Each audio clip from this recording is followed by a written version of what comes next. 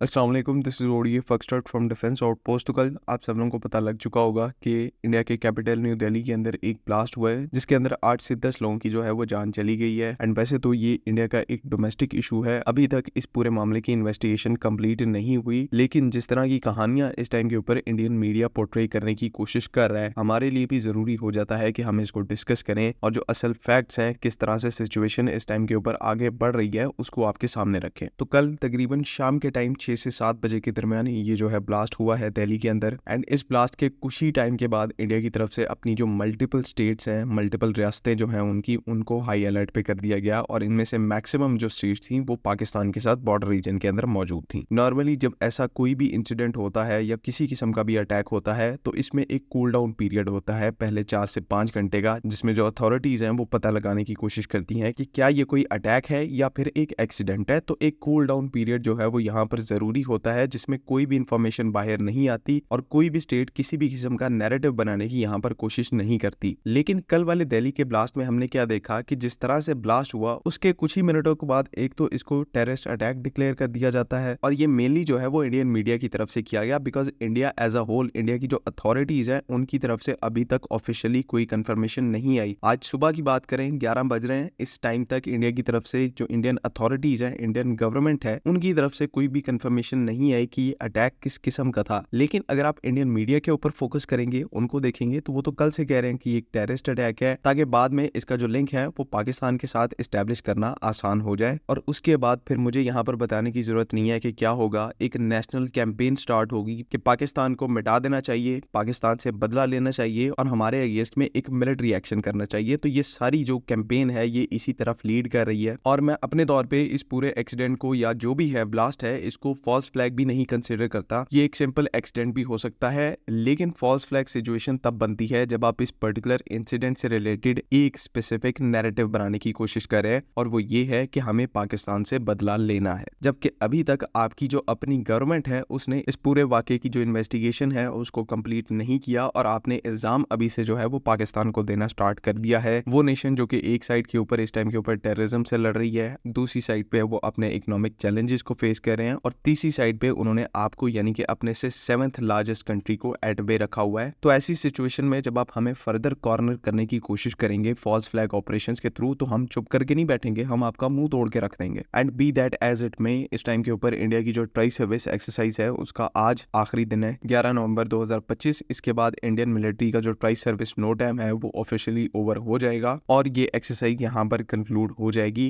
लेकिन यहाँ पर सिचुएशन जिस तरह की बन रही है उसमें ये चीज एक्सपेक्ट की जा सकती है कि इंडिया अपने मिलिट्री ट्रूप्स को उन एरियाज के अंदर डिप्लॉयड रखेगा जो एडिशनल ट्रूप्स इन एक्सरसाइज के लिए वहां पर डिप्लॉय किए गए थे। नॉर्मली उनको अब वापस चले जाना चाहिए था, लेकिन सिचुएशन ऐसी बन रही है और जिस फॉल्स फ्लैग नैरेटिव के ऊपर इस टाइम के ऊपर इंडिया चल रहा है, ये ट्रूप्स इस टाइम के ऊपर पाकिस्तान के बॉर्डर पर ही डिप्लॉयड रहेंगे और इन्हें हमें हमारी साइड से फिर रिस्पॉन्ड करना पड़ेगा। कल रात को भी लेट नाइट में इंडियन एयरफोर्स की एक्टिविटी जो है वो पाकिस्तानी बॉर्डर के करीब देखी गई, जहां पर मल्टीपल इनके जो सर्वेलेंस एयरक्राफ्ट है इनके आप स्क्रीनशॉट्स भी देख रहे हैं, पाकिस्तान के करीब एक होल्डिंग पैटर्न में पेट्रोल कर रहे थे। एंड इसी एक्टिविटी के बाद फिर पाकिस्तान की तरफ से लाहौर के ऊपर 10 नवंबर की रात को यानी कि कल रात को जो मल्टीपल एयर रूट्स हैं उनको क्लोज कर दिया गया ऑपरेशनल रीजंस की वजह से। ये रीजंस यहाँ पर मेंशन किए गए हैं। 11 से 12 नवंबर तक यानी कि आज और कल पाकिस्तान की साइड से एक नो टाइम जो है वो एक्टिव है एंड इसके अंदर अभी तक कोई इन्फॉर्मेशन नहीं है कि मिलिट्री डोमेन के अंदर पाकिस्तान यहाँ पर किस तरह की एक्टिविटीज को परफॉर्म करेगा इस नो टाइम के अंदर। और ये चीज पहले ही मल्टीपल टाइम्स मैं आपको कंफर्म यहाँ पर कर चुका हूँ और बता चुका हूँ कि पाकिस्तान एयरफोर्स की जहां तक बात है तो जो लोग यहाँ पर पीएफ के रिस्पॉन्स से कंसर्न है तो उनके लिए यहाँ पर ये चीज है कि इस बारे में कोई डाउट नहीं होना चाहिए कि इस पूरी एक्टिविटी को पाकिस्तान एयरफोर्स पहले से मॉनिटर कर रही होती है और ऑलरेडी जो एक रिस्पॉन्स है इन केस चीजें ज्यादा एस्केलेट होती हैं वो ऑलरेडी इन प्लेस होता है। तो कम से कम इस बारे में मुझे आपको तसल्ली देने की कोई जरूरत नहीं, आप सबको ऑलरेडी चीजों का बहुत अच्छे तरीके से पता है। Last but not the least, मेरा सबको ये एक मैसेज है कि जंग किसी मसले का हल नहीं होती, war is not the solution. हमें पता है कि हम यहाँ पर एक छोटी कंट्री है, एक स्मॉलर कंट्री है, लेकिन if this war is insisted upon this Pakistani nation, तो फिर जिस तरह से हमारे एक प्रीवियस प्राइम मिनिस्टर ने बड़े क्लियर अंदाज में कहा था कि Pakistan is a nuclear armed country